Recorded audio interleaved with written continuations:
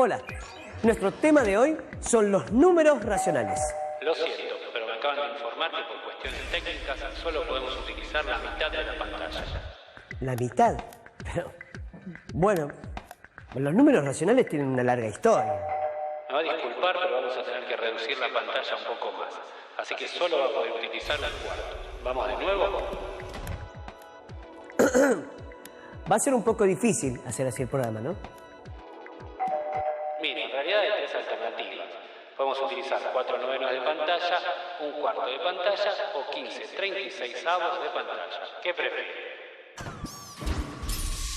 ¿Cuál de las tres opciones de pantalla será la más grande? ¿4/9, un cuarto o 15/36? Vamos a ver. Empecemos por la última. Si dividimos la pantalla en 36 partes, pero solo podemos usar 15, el resultado sería algo así. No está tan mal. La segunda opción es un cuarto. Vamos a aprovechar que ya dividimos la pantalla en 36 partes. La cuarta parte de 36 es 36 dividido 4, o sea, 9. Es decir, que tenemos 9/36. Entonces, si un cuarto es igual a 9/36, parece mejor elegir 15/36 porque es mayor. Pero vamos a ver qué pasa con 4/9.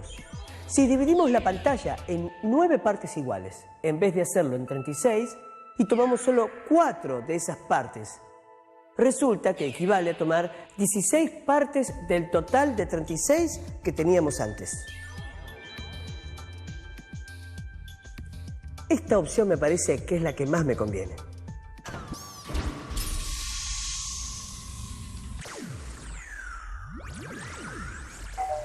Disculpe, ya se solucionó el problemita técnico. Puede volver a utilizar la pantalla completa. Muchas gracias. Lo que hicimos recién fue dividir un todo, en este caso la pantalla, en fracciones. Y las fracciones dan origen a los números racionales. Aunque hay que tener en cuenta que los números enteros también lo son. ¿Por qué? Porque todos los números enteros divididos por 1 dan como resultado el mismo número.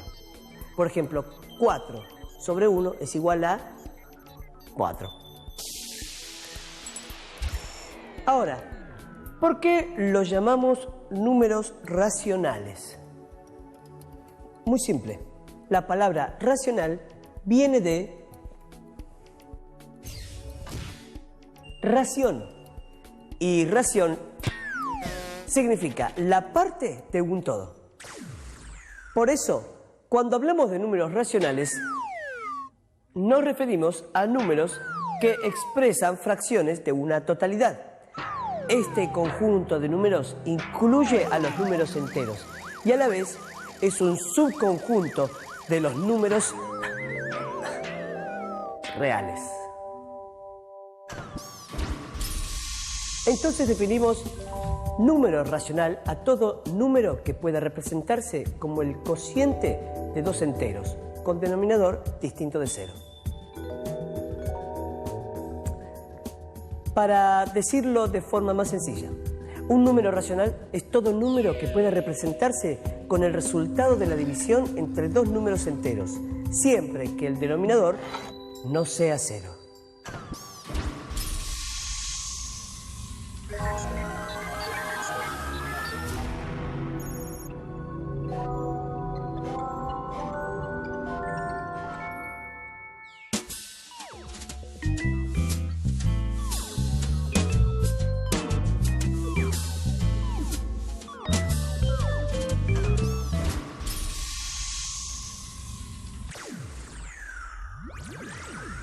La forma en que expresamos por escrito las fracciones con el numerador arriba y el denominador abajo se la debemos a los hindúes, mientras que la raya horizontal ubicada entre ambos fue un aporte de los árabes.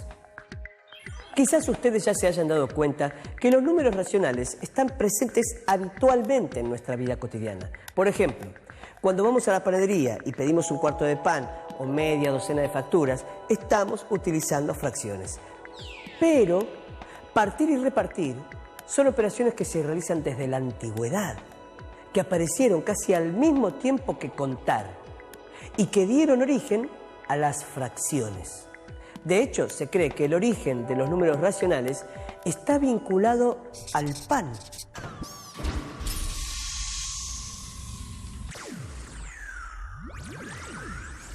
Dicen que hace muchos años, en el antiguo Egipto, necesitaban repartir el pan entre la gente, pero se encontraron con un problema. Había más personas que panes.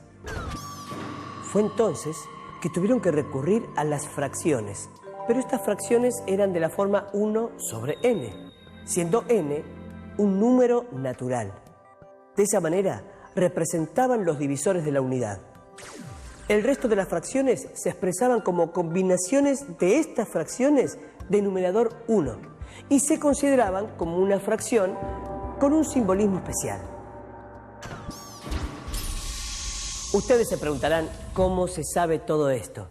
Gracias a un papiro egipcio escrito por un sacerdote llamado James, allá por el 1900 a.C., es decir, hace casi 4000 años. En este antiguo papiro se aprecian las serias dificultades que tuvieron los egipcios para dar significado a las fracciones con numerador distinto de 1.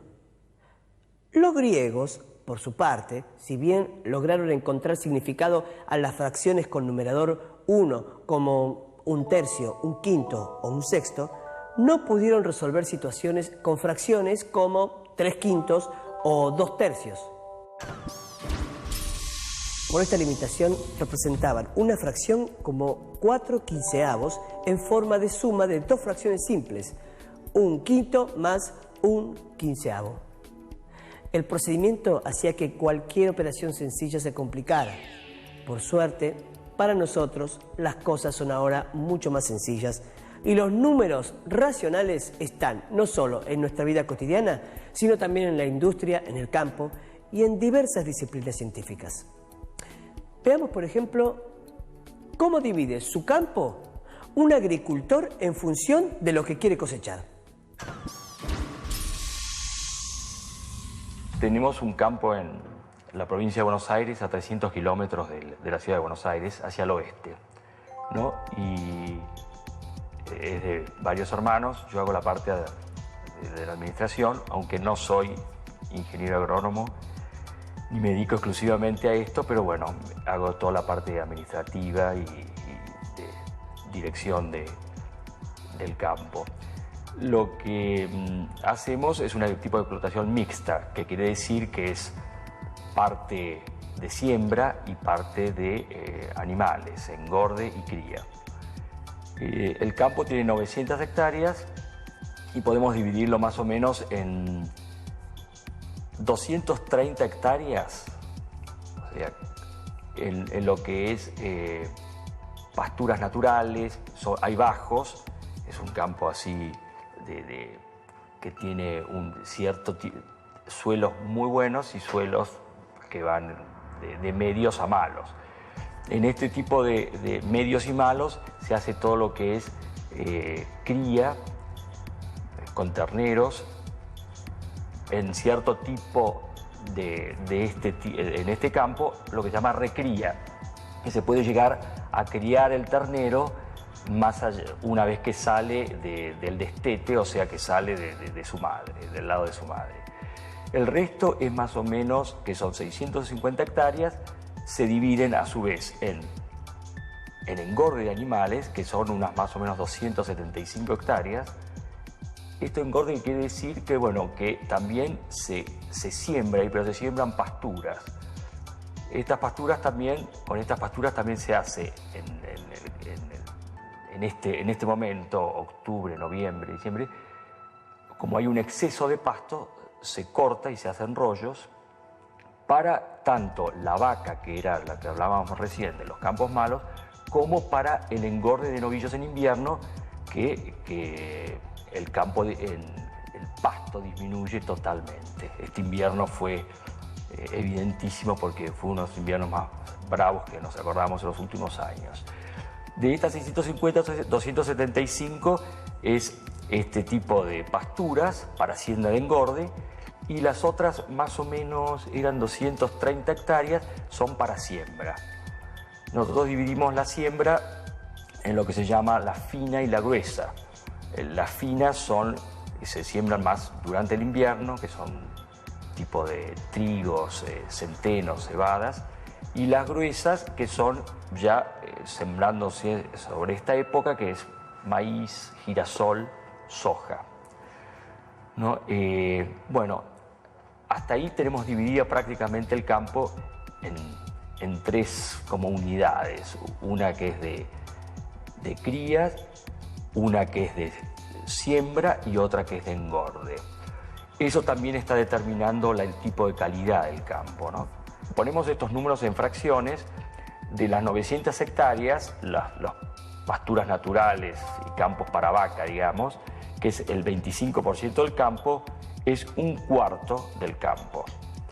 El resto, que es más o menos el 75%, que son las 650 hectáreas, y sería una 3/4 partes del campo, se divide a su vez en prácticamente un medio y un medio en siembra y en pasturas para engorde. Estos son, estoy diciendo aproximados porque es el 57 y el 43, pero podemos decir que es la mitad, o sea, un medio y un medio de estas 650 hectáreas. Como vimos, las fracciones expresan una parte de un todo. Pero tenemos que tener en cuenta que ese todo puede ser continuo, como un metro de tela, por ejemplo, o discreto, como un conjunto de lápices o de bolitas.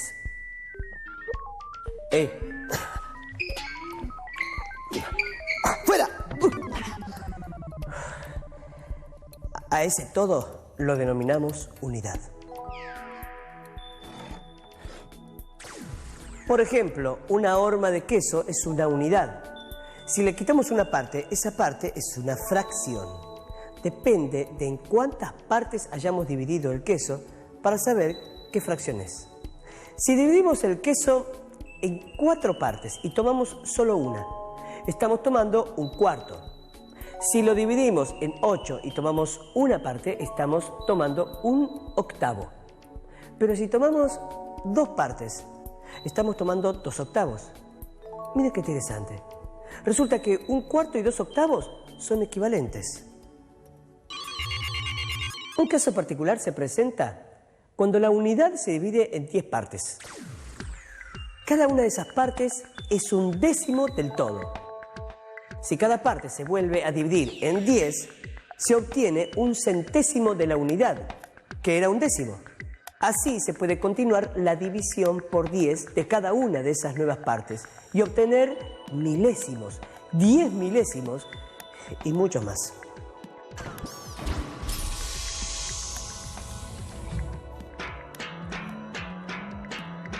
Existe una nueva forma de representación de las fracciones que permite mayor generalidad.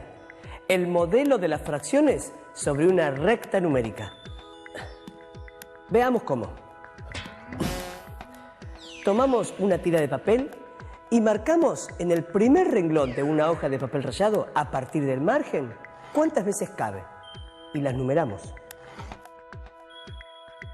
Se dobla la tira por la mitad y se repite el procedimiento sobre otra recta, marcando los sucesivos medios en la misma hoja rayada, pero dejando libre un renglón. Se hace lo mismo con los tercios, cuartos, quintos, sextos, octavos y décimos. La ventaja de este modelo es que amplía las posibilidades de representación de fracciones mayores que la unidad y de las que son equivalentes a 2, 3 y cualquier otro número entero de unidades. Observemos que, por ejemplo, 3 medios, 6 cuartos, 9 sextos, o 12 octavos y 15 décimos han quedado alineados sobre la misma vertical. Se trata de una familia de fracciones equivalentes y a todas ellas les corresponde un mismo punto en la recta numérica. Toda la familia de fracciones equivalentes constituye un número racional y cualquiera de sus elementos puede representarlo. Como verán, algunas fracciones como 1/4, 2 octavos y 3 doceavos quedaron alineadas sobre la misma vertical. Eso significa que son equivalentes. Si dividimos los numeradores de cada uno por sus respectivos denominadores, vamos a descubrir que todas dan el mismo resultado. 4 dividido 1 es igual a 4. 8 dividido 2 es igual a 4. Y 12 dividido 3 es igual a... sí, adivinaron. 4. Prueben con el resto y después me cuentan. Aparece en todos lados. Uno naturalmente cuando compara cantidades o cuando está buscando proporciones usa las fracciones. Para los griegos todo estaba basado en las fracciones. Todo era proporciones, relaciones entre números. Todas las construcciones de los griegos estaban basadas en las proporciones. Ni bien uno empieza a operar con los números, tiene necesidad de dividirlos y al dividirlos surgen las fracciones, es como muy natural. Sirven para todo. Por ejemplo, el origen de la escala musical.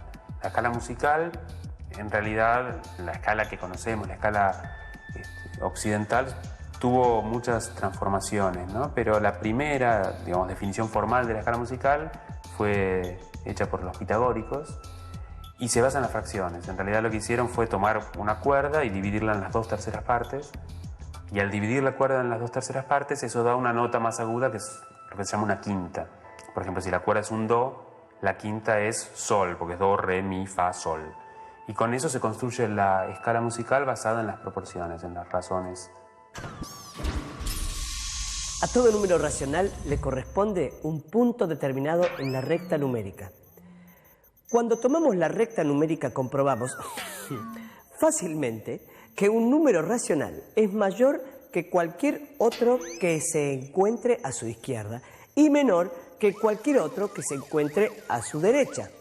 Así nos resulta sencillo comparar cualquier par de números racionales y determinar si uno es mayor, menor o igual a otro. Por eso decimos que el conjunto de los números racionales está ordenado. Ahora sí.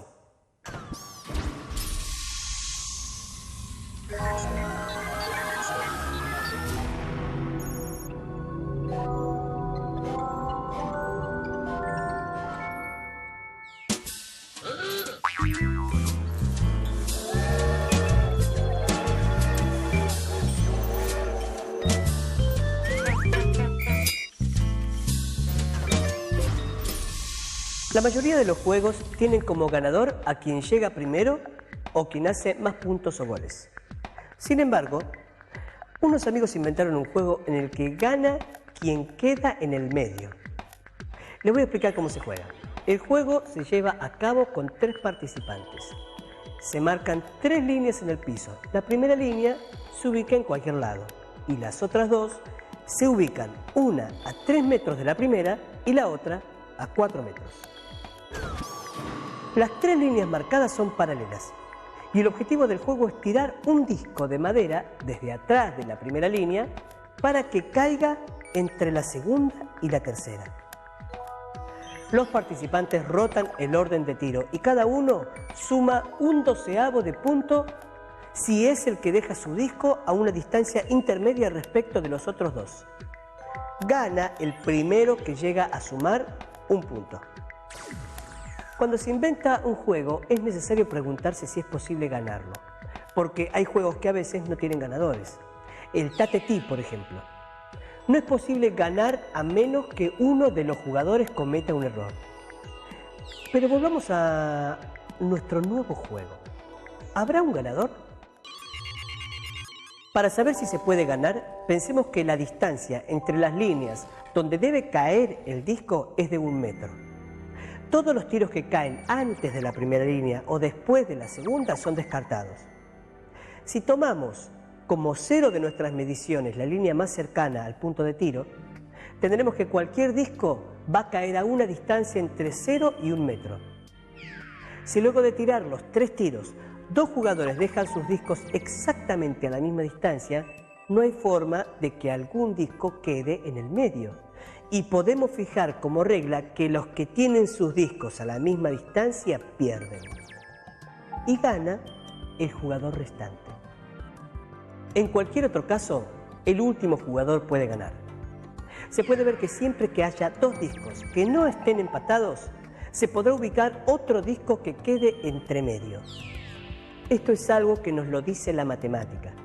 La medida que tomemos de la distancia de cualquier disco será un número racional entre 0 y 1.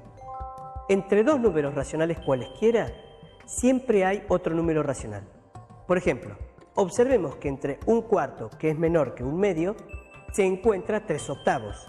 Y que en efecto 1/4 es menor que 3/8, que es menor que 1/2. Pero hay infinitas que pueden intercalarse. El juego tiene solución, pues entre cualquier par de números racionales, por muy próximos que se encuentren, siempre hay otros números racionales. Esto se nombra diciendo que el conjunto de los números racionales es denso. Vimos que una de las formas de representar los números racionales es mediante la barra horizontal que divide al numerador del denominador.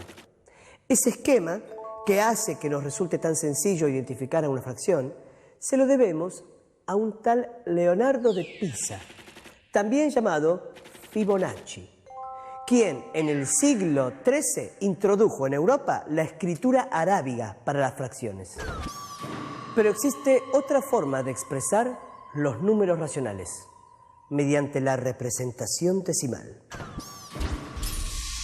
Por ejemplo, tomemos la fracción 1/4. Si dividimos 1 por 4, obtenemos 0,25.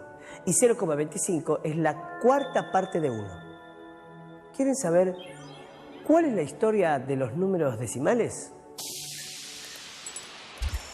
No hay un hombre, una persona que dijo, bueno, José Fracción, que inventó... No, en realidad eso fue surgiendo. Los pueblos de la antigüedad ya tenían sistemas de numeración y ya naturalmente aparecían números fraccionarios. De hecho, esto ya existe desde, digamos, lo que llegó a nosotros, ¿no? Los primeros sistemas de escritura, por ejemplo, con los sumerios, ya tenían esta idea de fracciones. No era muy formal, no era como ahora que escribimos a los números.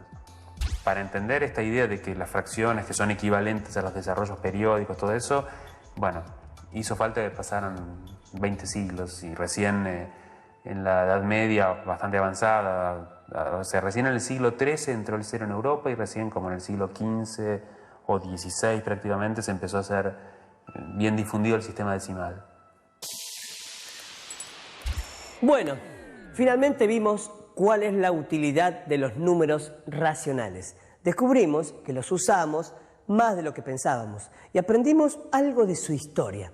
Conocerlos nos sirve para interpretarlos en diferentes situaciones. Por ejemplo, para saber cuánto pan estamos comprando cuando pedimos medio kilo.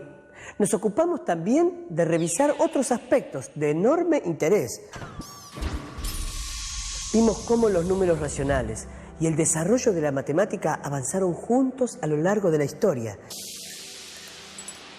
Viajamos desde el antiguo Egipto, pasando por la India y los sabios árabes, hasta llegar a la cultura occidental. En todas esas sociedades vimos que existía una preocupación de los matemáticos por encontrar formas sencillas de expresar las fracciones. Muy bien, hasta nuestro próximo encuentro.